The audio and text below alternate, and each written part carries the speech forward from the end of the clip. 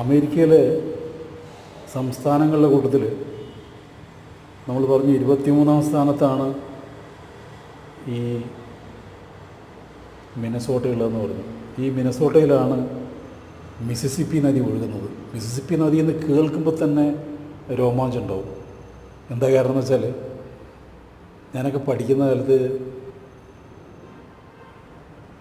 Tom സോയറിൻ്റെ കഥ ഇങ്ങനെ കേട്ട് വളരും. ഈ ടോം സോയറും ഹക്കൽബറി ഫിന്നും ഈ മിസിസിപ്പിയുടെ കരകളിൽ വളർന്ന ആൾക്കാരാണ്.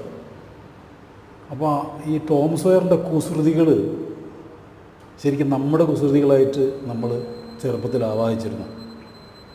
കുട്ടിക്കാലത്ത് ആൺപോളി ടോം സോയറിൻ്റെ പല്ല് പറിക്കുന്നതും, പല്ലിൽ ഒരു നൂല് കെട്ടിയിട്ട് കട്ടിലിൻ്റെ കാലിലേക്ക് കെട്ടിയിട്ട് തീക്കൊള്ളി കൊണ്ട് മുഖത്തേക്ക് കാണിക്കുന്നതും, അപ്പോൾ ടോം സോയർ പേടിച്ച് പുറകോട്ട് വരുമ്പോൾ പല്ല് പറഞ്ഞു പോകുന്നു.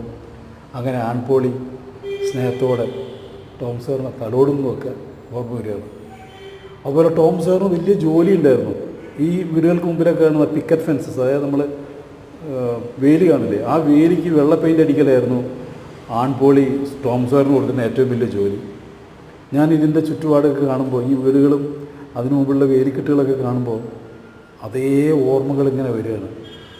ശരിക്കും ഈ ഗ്രാമീണതയുടെ അതേ ആവാഹനമായിരുന്നു ഈ ടോം സോയർ എന്ന കഥയിൽ നമ്മൾ പഠിച്ചത്.